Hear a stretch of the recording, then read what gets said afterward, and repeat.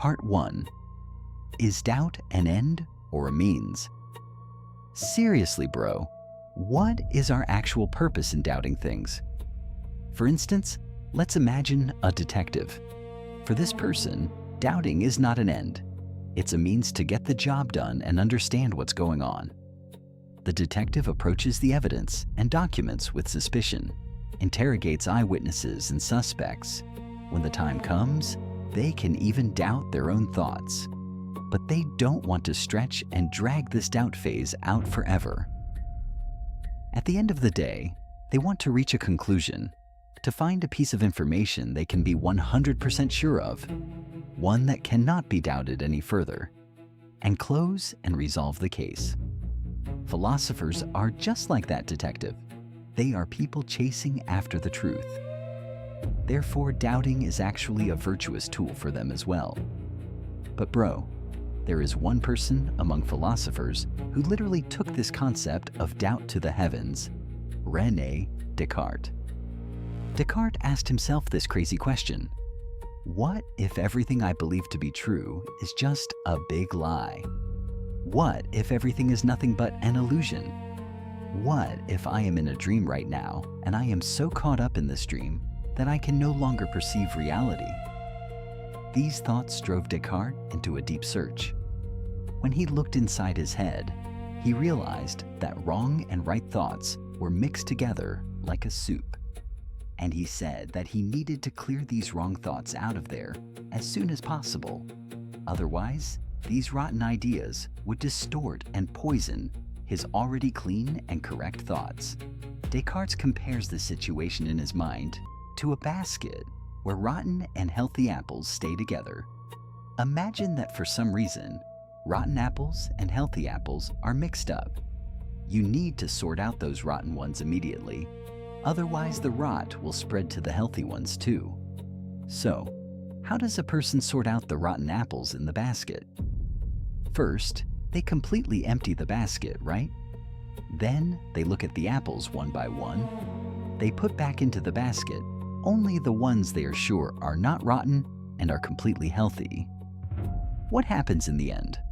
All the rotten apples in the basket are sorted out, and only those flawless healthy apples remain. Descartes wanted to move forward with exactly this method in his philosophy. To explain the reason why he emptied all the apples, that is, why he wanted to start reaching the truth from scratch, he also gives the example of building a construction. Just as when a building is being constructed, the loose soil on the ground is completely cleared away, and the foundation is laid on a rock as solid as possible. In philosophy, to reach the truth, we must first start from that unshakable foundation. The fabric of thought can only be built upon that solid foundation. From this moment on, Descartes throws everything that comes into his hands into that filter of doubt. Just like a detective, he begins to doubt whatever he knows to be true and believes in. For example, let's take our senses. Can we trust our feelings, our eyes, our ears? Can we reach the truth with our senses? One of the first things Descartes realized was that the senses are not reliable at all, because our senses have a nature that is highly open to being manipulated. Even in the simplest magic show, we can immediately understand how prone our eyes and ears are to being fooled. But Descartes does not stop here. He comes up with a more creative example: the dream argument. Think about it, bro. Sometimes you see a dream, and at that moment, it feels so real to you. But ultimately, when you wake up, you know that dreams are just a dream, not real. Even if you travel to completely different universes in your dream, in reality, all you are doing is a body sleeping in bed. When you wake up, you realize that that dream was just a dream. Right here, Descartes asks that crucial question: what if this whole life is a dream too? What if all these experiences are just a dream, and you assume this dream is real? Part 2. The first solid apple and the classification of thoughts. After all this mental chaos, Descartes set a strict rule for himself. If I can doubt a thought even a tiny bit, I will throw that thought directly into the trash. I will never accept it. I will only accept thoughts that I am 100% sure of their truth, which do not harbor even the slightest shred of doubt. Because of this radical goal, Descartes doubted almost all of his thoughts and eliminated them one by one. But finally, he came across such a thought that he realized he could never doubt it. Do you know what that thought was? The fact that he was doubting. I cannot doubt that I am currently doubting. Right now, I am doubting, and this is something that is definitely real. Well, bro, if I am doubting, this also shows that I am thinking. After all, doubting is also an act of thinking. If there is a thought, there must also be an owner of this thought, a thinker, right? And that thinking thing is me. In other words, it is impossible for me to doubt my doubting, my thought, and ultimately my own existence. At the end of all these magnificent deductions, Descartes utters his famous sentence that shook the centuries. I think, therefore I am. Cogito, ergo sum.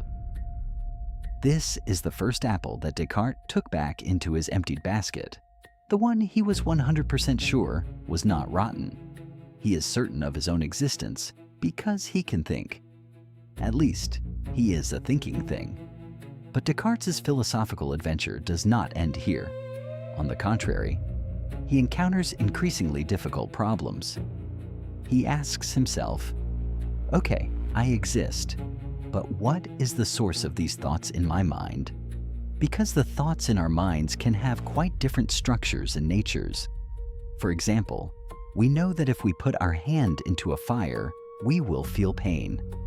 We obtain the thought that fire is burning and hot through experience, for instance, by bringing our hand close to fire. However, there are also thoughts in our minds that can be called fictional, which cannot be detected by experience. For example, the thought of a mermaid in our mind. We created this thought in our own mind without experiencing it anywhere, without actually seeing a mermaid. Starting from here, Descartes divides the thoughts in the mind into three main parts. 1. Fictional/invented thoughts. The source of these kinds of thoughts is entirely our imagination. In other words, these thoughts are man-made, fabricated. We can show our thoughts about a mermaid or a unicorn, a one-horned horse, as examples of this class. 2. Adventitious/sensory thoughts. These thoughts emerge through experiencing the outside world. The thought I mentioned at the beginning, that fire is hot or burning, can be given as an example of a sensory thought. 3. Innate thoughts. The final class of thoughts presented by Descartes is quite extraordinary. These thoughts were placed in the human mind as a factory setting before they were born, and humans come into the world with these ready-made thoughts. After making this classification, Descartes fixes his eyes on another concept. Well, I also have an idea of God in my mind. This God is a concept that is omnipotent, omniscient, and completely good. So, where does this idea of God belong in this triple classification I made? First of all, we can easily say that this idea of God is not a sensory thought, because the concept of God is not in a physical form that we can see with our eyes, hear with our ears, or touch.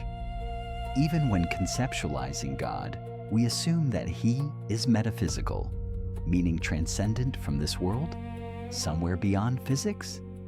In this case, two options remain, bro. Either the idea of God is fictional, meaning humans invented the idea of God with their own imagination, or the idea of God is an innate thought given to us, pre-placed in our minds. Actually, to define the issue more clearly, it is much more appropriate to ask this question like this: are humans capable of inventing the idea of God on their own? Part 3. The existence of God and the scale of perfection. Descartes begins to solve this problem by accepting one of the most fundamental rules of philosophy. nothing comes from nothing.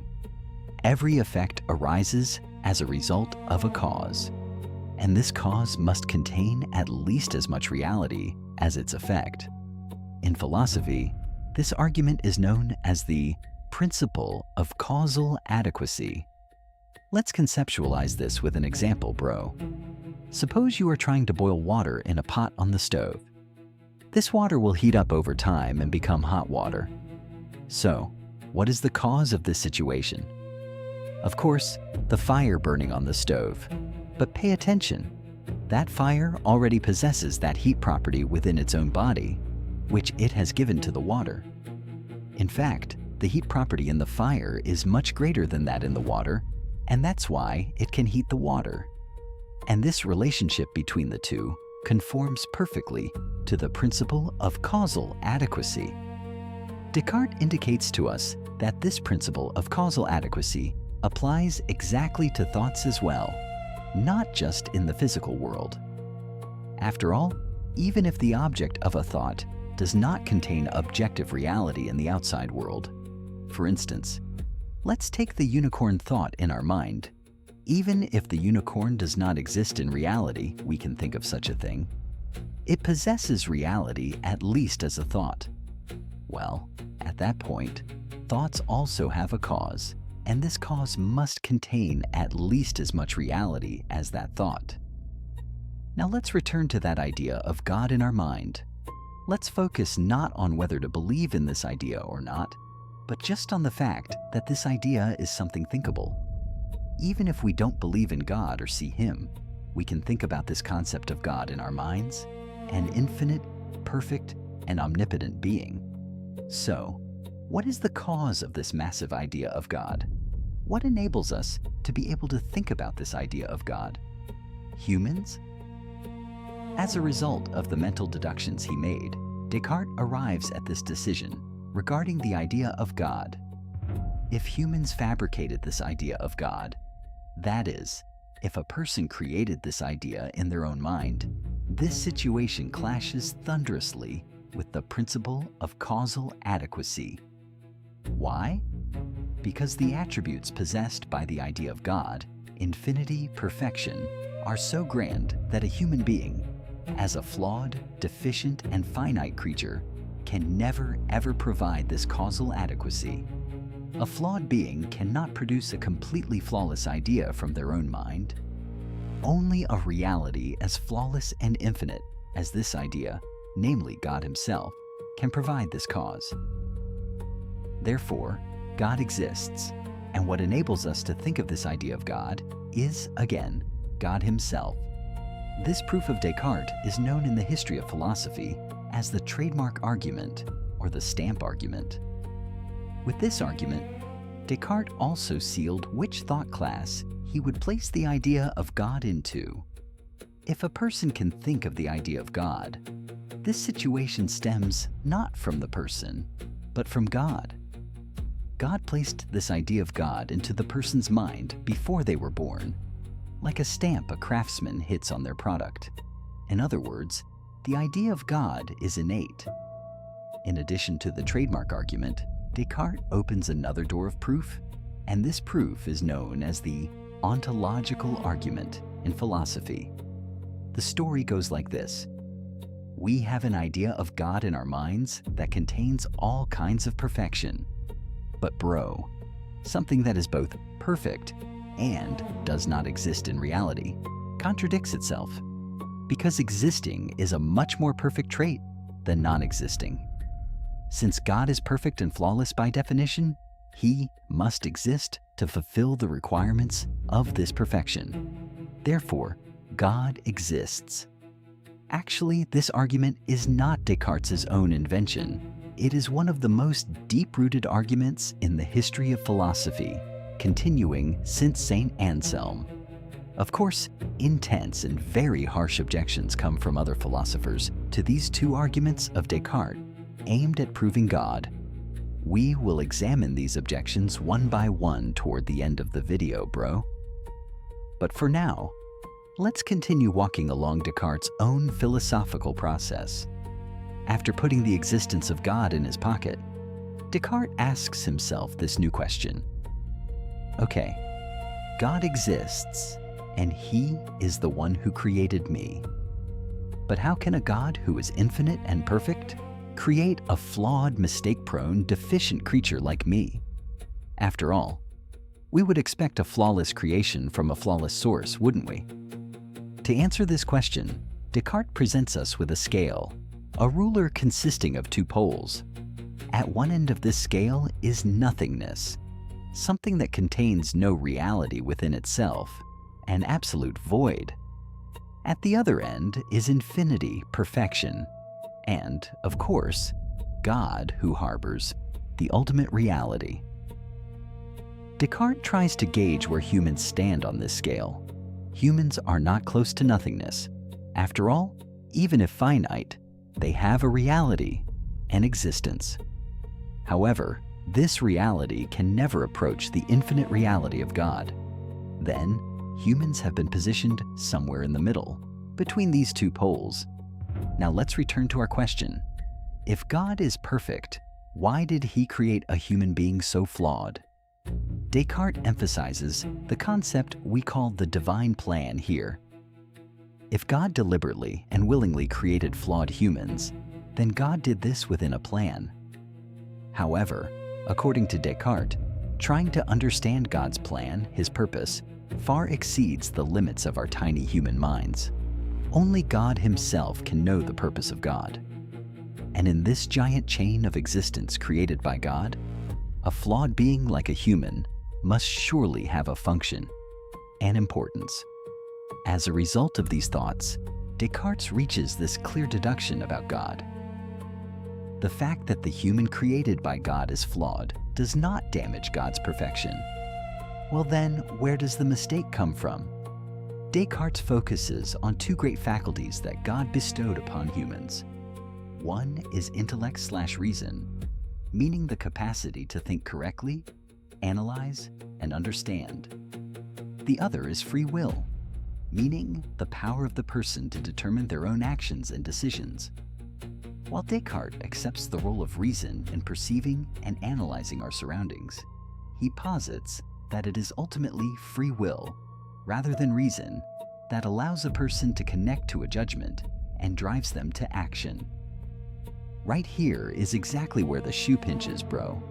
This means that the tendency to fall into error, those flawed actions in humans, stem from free will rather than reason. What causes people to make mistakes is that they stretch their free will beyond the limits of reason.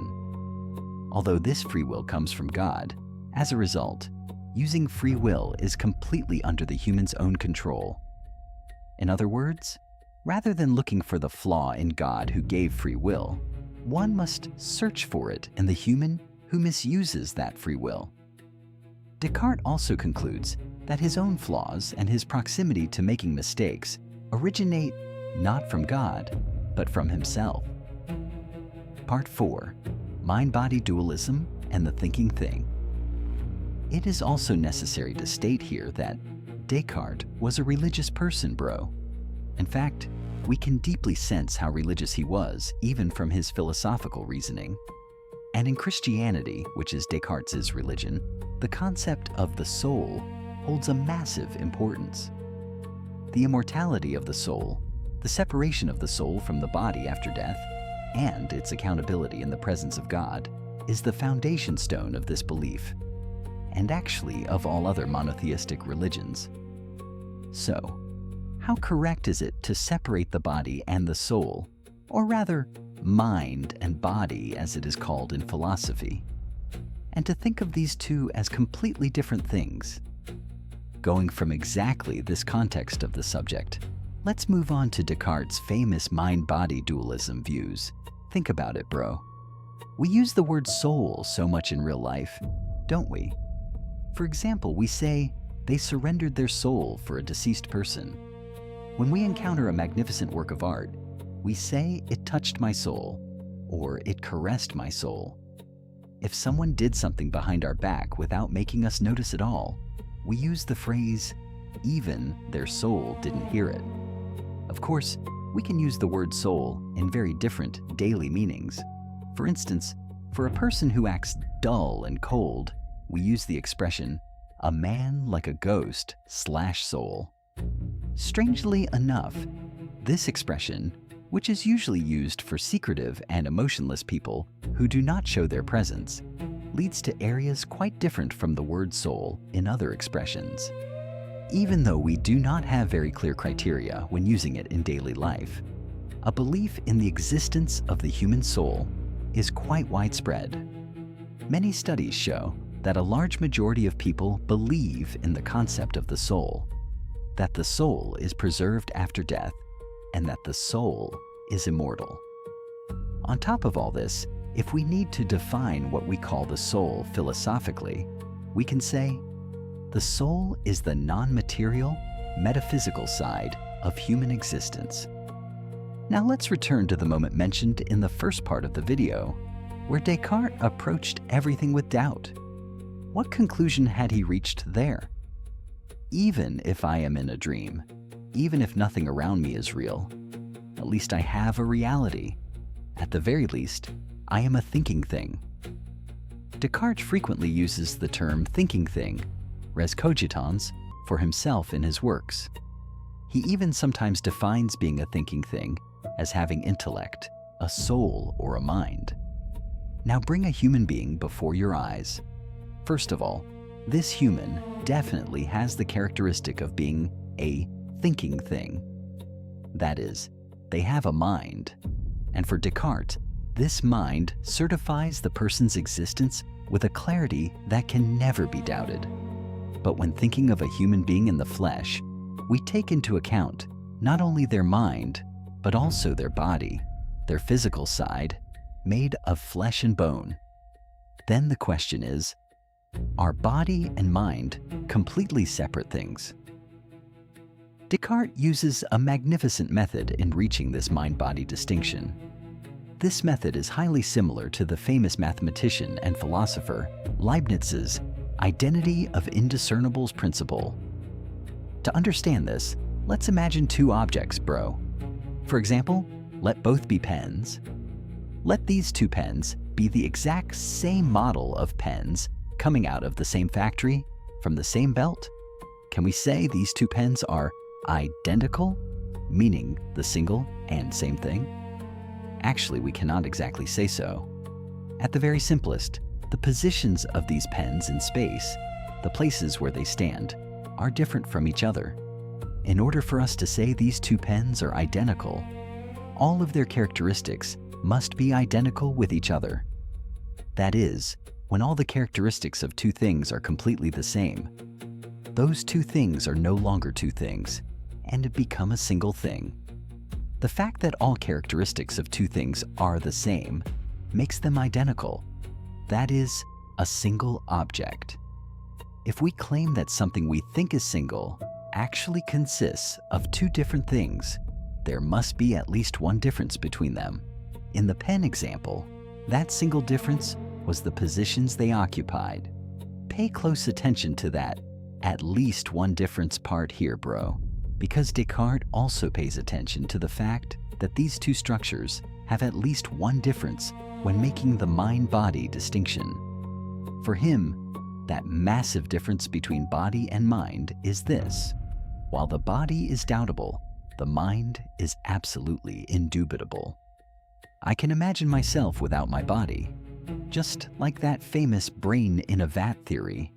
I might be living in a simulation, my body might never have actually existed, but it is impossible for me to imagine myself without my mind. My mind is the only thing that makes me a thinking thing. That is, what brings me into existence. Even when I try to imagine myself in a mindless way, I still use my mind for that act of imagining, bro. Therefore, we cannot doubt the mind, but we can doubt the body to its very core. And even this single difference between the body and the mind is more than enough to make them completely separate things, substances. In conclusion, for Descartes, the body and the mind are two different things belonging to completely separate worlds.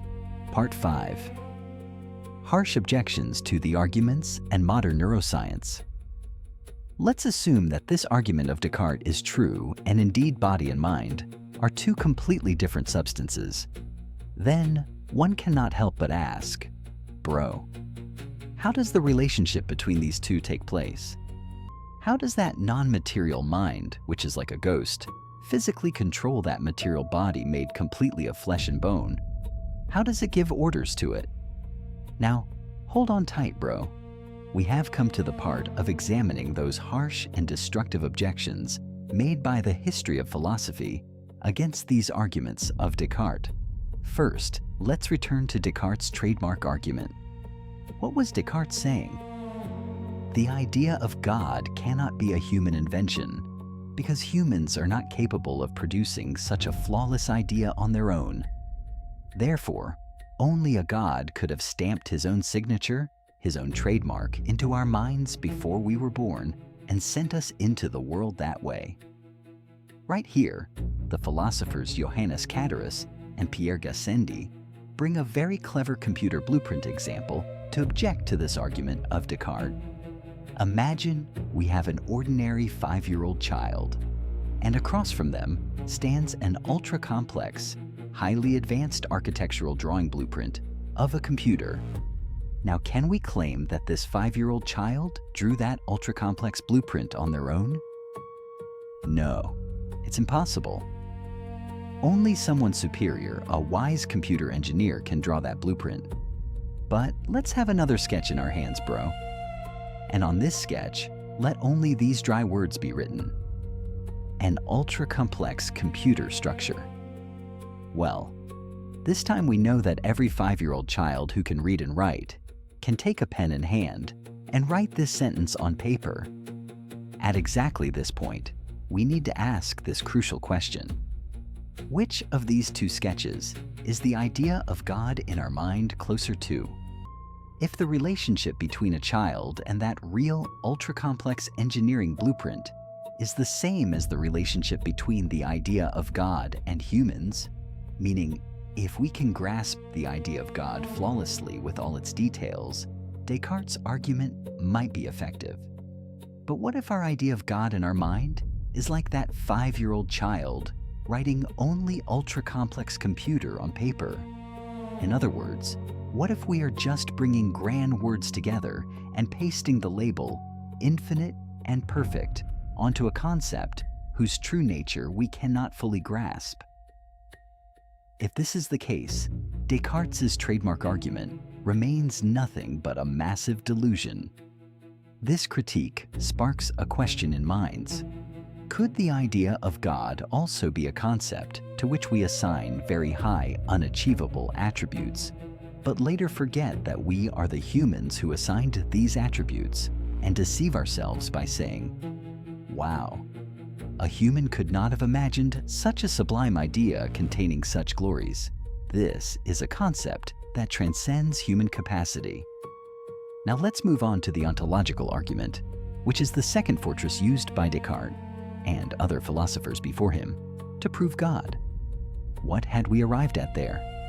God is perfect, and not existing is a flaw. Therefore, God must exist. Well, the legendary philosopher Immanuel Kant charges into this logic game with a sledgehammer. The objection Kant brings is completely related to the structure of language and logic.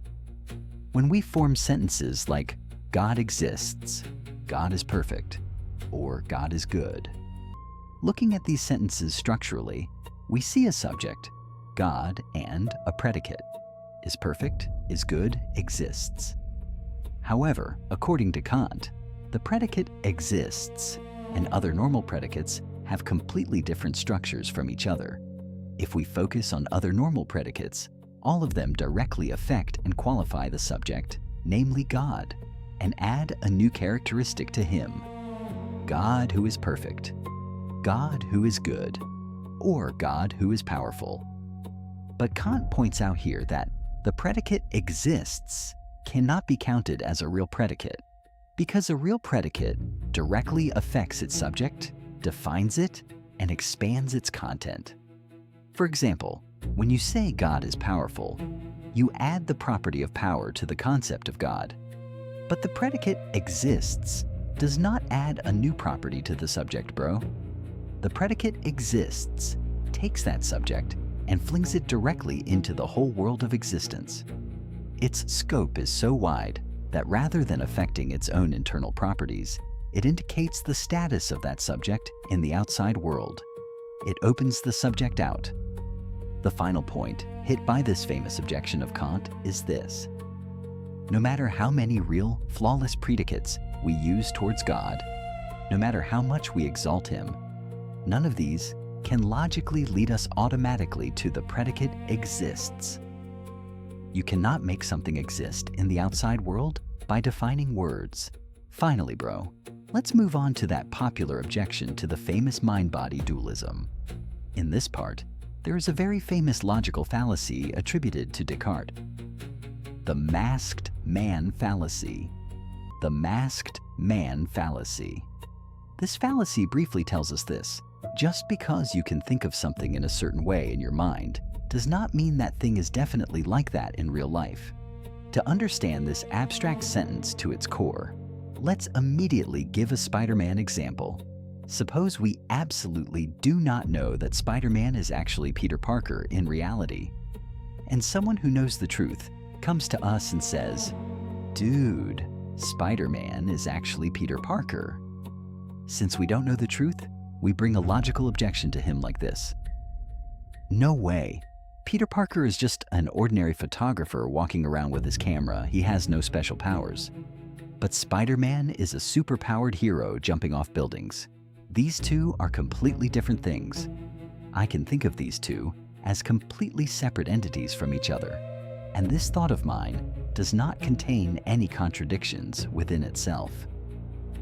Look, bro, for someone who doesn't know the truth, this thought is highly coherent within itself and contains no contradictions. But the fallacy begins right here. Just because we can think of a thought without containing contradictions within itself does not mean that this thought is true in the outside world.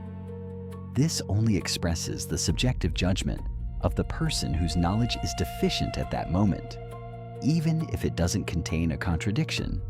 No matter how coherent a thought it seems to someone who doesn't know the truth, it does not constitute a universal truth. Now let's apply this logical fallacy exactly to Descartes' way of thinking. Descartes saying, "While I can doubt my body, I cannot doubt my mind," or reasoning like, "While I can imagine myself without a body, I cannot imagine myself without a mind. Therefore, these are completely separate things," does not prove that the body and mind are truly independent and separate in the outside world, bro.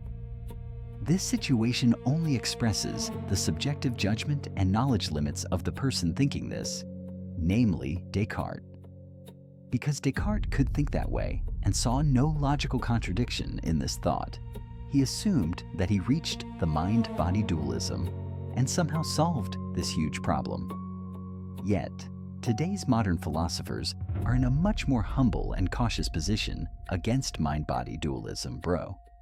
In the philosophy of mind, problems like the real existence of the soul, or what exactly human consciousness is, still stand on the table as huge puzzles waiting to be solved. Moreover, today, with the incredible advancement of brain research and technology, this mind-body problem has evolved into a much more complex and exciting place. For example, today, changes in the mental processes, character, and even decisions of a person who has been exposed to brain damage are clearly observed.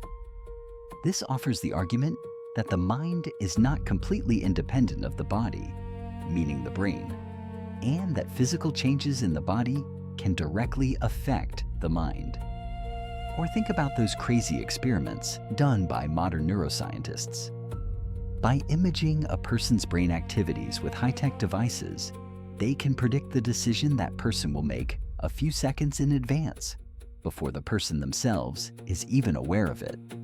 This situation fully supports the view that the mind also has observable and measurable sides in a completely physical way. In conclusion, bro, the mind-body problem is still a giant mystery from past to present that contains dark spots on it, with hundreds of doors waiting to be opened. And with neuroscience making new discoveries in this field every day, this problem continues to present much more interesting and exciting arguments to the world of philosophy